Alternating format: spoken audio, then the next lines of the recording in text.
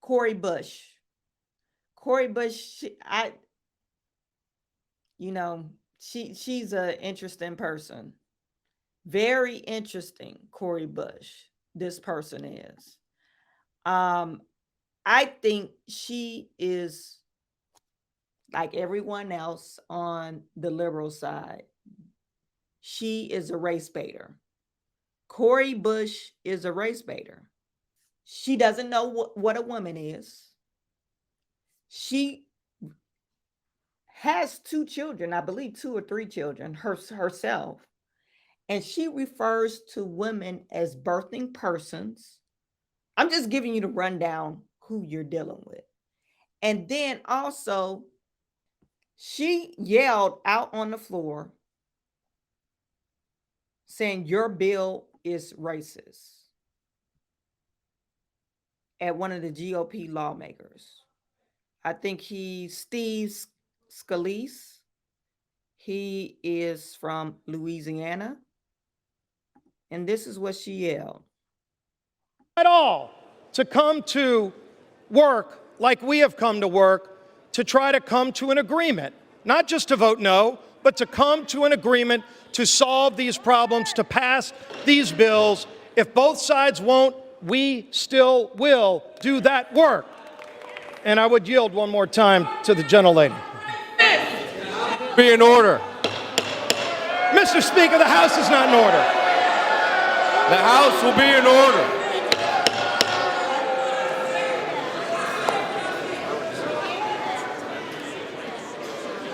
The House will be in order. Are those even words strikable? The representative Steve Scalise said, "Hey, if you don't want to come to work, and we do, if you don't want to come together and work it out and talk about these bills and come to agreement, we're still going to do what we came to do because we are lawmakers." And she yelled out, "Your bills are racist." And some of the other people were saying, strike her words. You don't want to come. Okay, how do you know? Did you even read the bill? I just don't understand. So this is what she tweeted. Their bill are also sexist, patriarchal, xenophobic, classist, homophobic, and transphobic. They're all the phobic. Reason why I'm laughing is because, like, okay, you pass a bill one at a time. It's impossible for one bill to be all that. Like, you pass one bill at a time. Okay, we're passing bills about, let's say, increase the welfare, whatever, the milk program. I'm just hypothetically speaking. Okay, their bills, she's talking about all encompassing. Their bills are also sexist, patriarchal, xenophobic, classist, homophobic, and transphobic. But that's why she said I didn't finish. They're racist too. Look, I don't even have no words for this.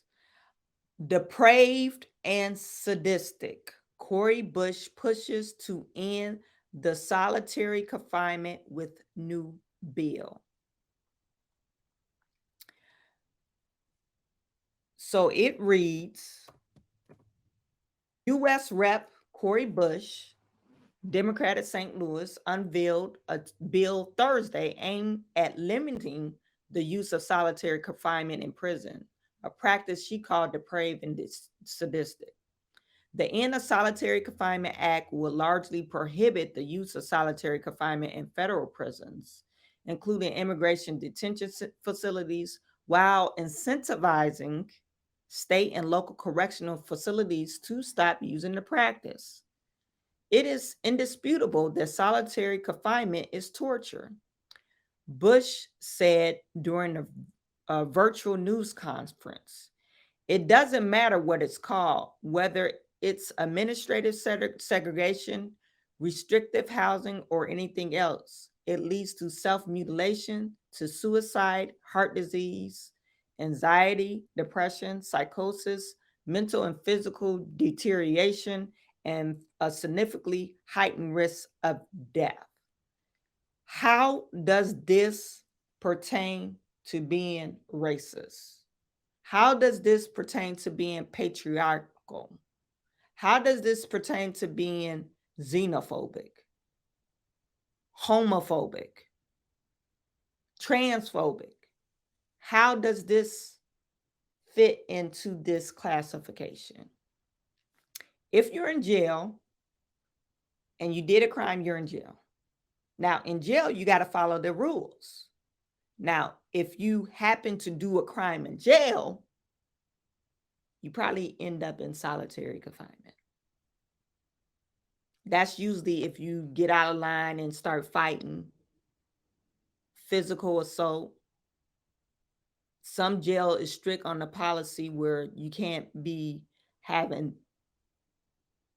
same-sex sex. They're really strict in some prisons about that.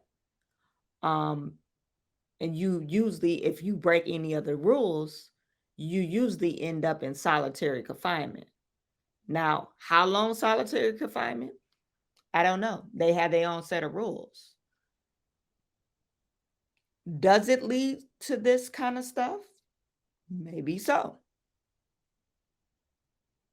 But what do you expect if you was a prison guard?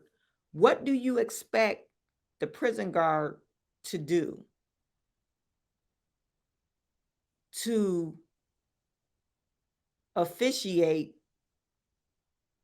Hey, this is our rules and regulations. What do you do? What do you expect them to do? What kind of leverage would they have? Bush also pointed out that it's disproportionately impacts people of color and other vulnerable groups, including youth and LGBTQ plus prisoners. You just had that in, add that in there. Because how do you know that? Literally, how do you know that? Anything that you want to label so you can marginalize somebody or a person. Oh, I'm a marginalized person. You're attacking me. You know what I'm saying? I'm going to put a label on me. I'm Black. I'm part of the LGBTQ plus IA 2LS community. And also I'm a woman. But I'm non-binary today. Like, anything you can put on a label so I can get special treatment. That's basically what we're doing now. Anything you could put in on the label so I could get special treatment.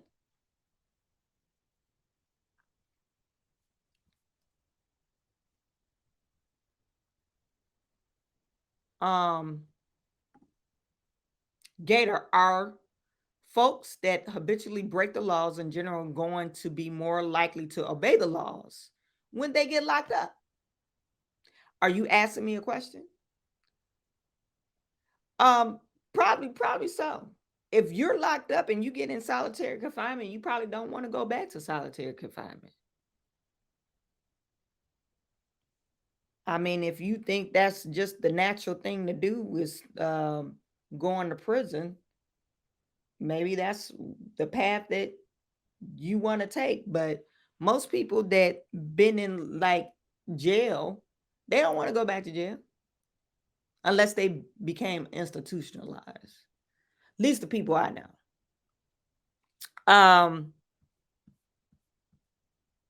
But she tried to make this a racist thing. And like the representative was saying, hey, if you don't want to come to the table and meet, we still going to pass the laws. We don't care if you got huff and puff and, oh, I don't agree with that. Like a kid, you know how a kid like, oh no, I'm not talking to you. Okay, you don't need to talk, but we still gonna get this done. So that's how I feel about this whole scenario. Someone that doesn't get their way, they're gonna pout and shout, just like a little child does. Pout and shout and kick their feet up and say, I'm not talking to you. Like, okay, you don't need to talk to me. I'm gonna still do my job. Like, you don't need to talk. Okay, sit back, go back in your little corner, and I'm gonna still do my job.